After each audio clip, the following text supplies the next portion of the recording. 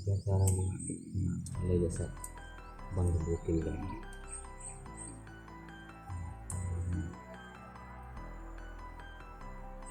Ito ibang ganun yung kuwan. Ganyan na sila dali. Ang tulusat ko. Yung mga hukbo. Yung college ko dito.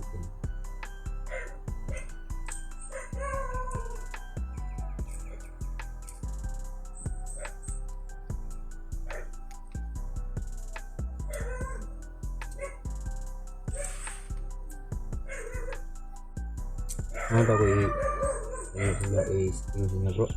Oh, kahit may tinatago ka sa amin? Sana mga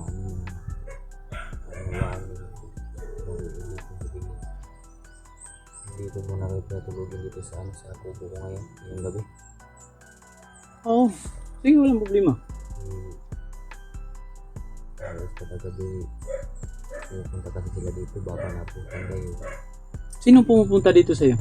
May pumupunta ba dito? May tinatago ka ba sa amin, sir?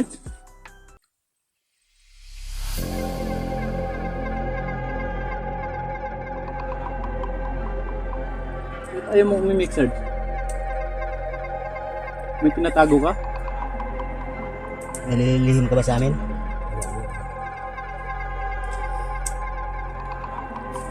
Baka ano muna kami, sir, ha? Hindi ko magagawa ko nito. Ang problema mo, sir, ba't hindi ka nakaimik? Tinatago ka siguro sa amin ba?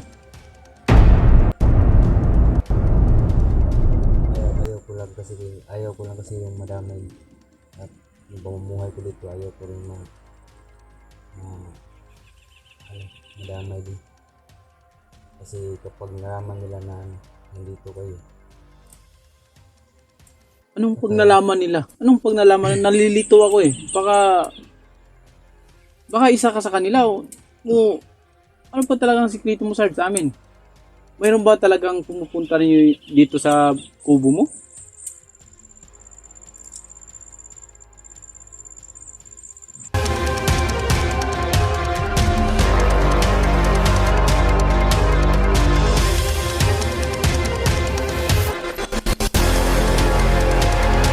bro, merong mga armadong kilusan na madaan dito sa kubo kasi alam nila na dati akong samahan niyo. Marami silang dumadaan dito. Ano nila ako na ganyan. At hindi ko gusto madamay kayo. Hindi ko gusto masira yung pamumuhay ko dito. Sana maintindihan niyo kung ano yung ibig sabihin. Oo, naintindihan namin yun. Hindi ka na kayo bro. Walang problema sa amin, naintindihan namin yun. Ayaw din namin madamay ka. Kaya kung anong gusto mo ngayon, isusundin namin. Ayaw namin madamay ka rin. Gustuhin ko mang dito kayo patulogin. Ang iniisip ko ang kaligtasan kasi. Kaligtasan ko at kaligtasan yung pamumuhay ko rin dito. Baka kasi pag nalaman nila o nabutan nila tayo dito, tayo. Baka ano pang gawin nila sa atin. Hindi alam ko ano gano'n sila brutal pagdating sa mga ganitong usapan. So marami sila dito. Lagi silang pumupunta dito sa bahay mo? Ayun,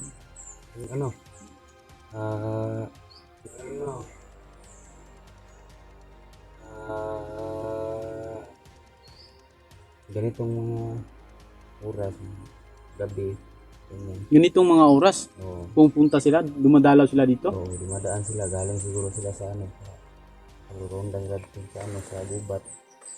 Kaya nga, hindi ako mapakali sa Baka lipat na tayo ng pisto bro. di pa tayo.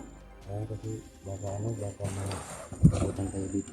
So yun mga kamaster, may hiling si Sar sa atin na tumipat ng pwesto kasi ganitong mga oras pala laging dumadalaw yung mga hukbong kilusan sa kubo niya.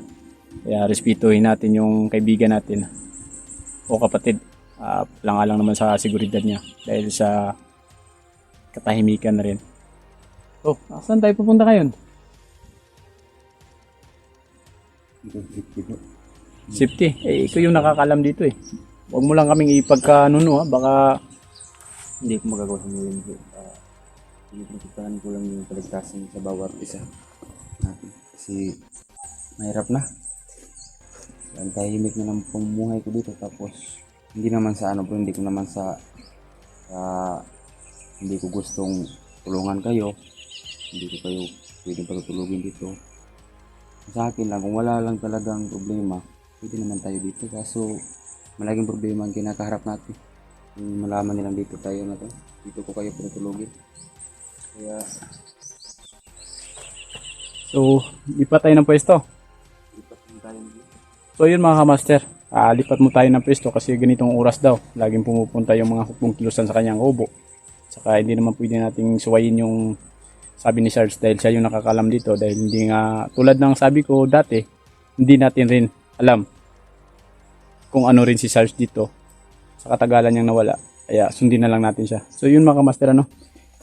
Proceed muna tayo. Kung saan sabi niya na, sabi ni Sarge na safety na lugar.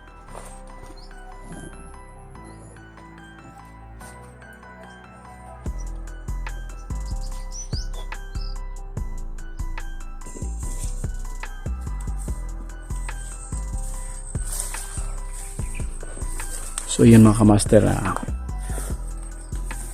pinagitnaan natin si Sarge dahil wala siyang baril. At saka kaming dalawa ni misteryosong tao may mga baril, kaya sa gitna namin siya ilalagay. Kasi sabi niya, ganitong oras daw yung dumadalaw yung mga hukbong kilusan sa kubo niya, kaya nilayo niya kami. Salamat sa iyo kaibigan at hindi mo kami pinabayaan at nilagay sa pahamak yung mga buhay namin. Tsaka napuna ko lang mga kamaster, wala pala siyang chinilas. Yan o, nakapaalang pala si Sarge dito. Ayun, may motor nga. May motor eh. Siguro tagi palakaw. Tago. May motor oh.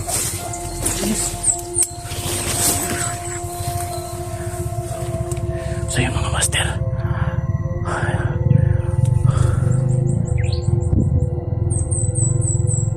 Ano bro, may yung nakamotor, yung pahiwatig na may nakasunod na naglalakad na pinubita niya sa kubo, umiinom ng tubig, naghingi ng pagkain sa akin. kaya pala. Sige. Proceed.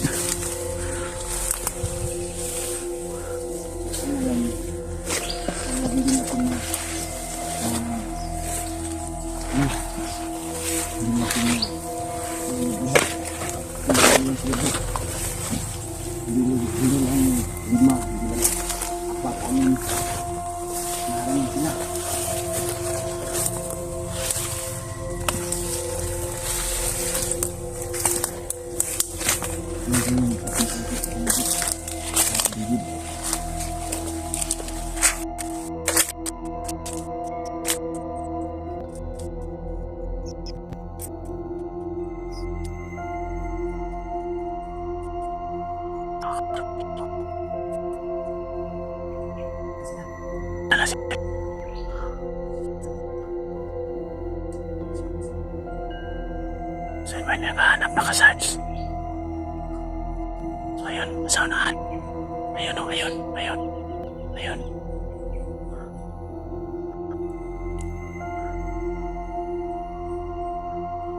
Huwag kumpiyansa, Sarge.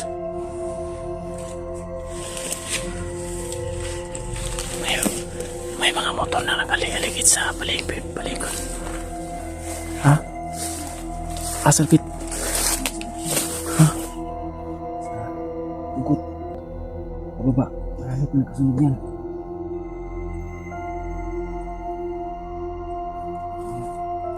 Tunti sa unahan.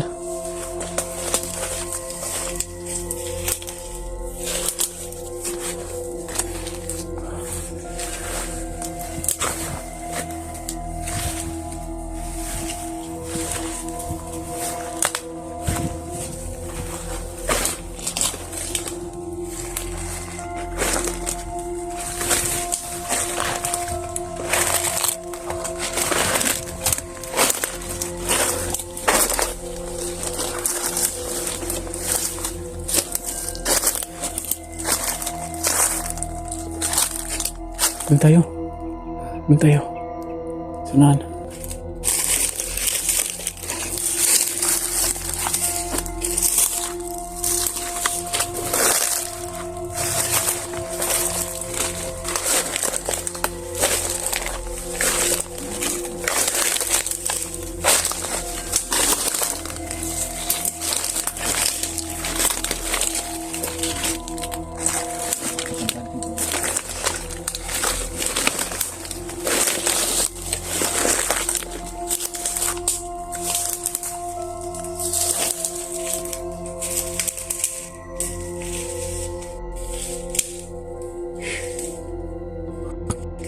Nakatuloy.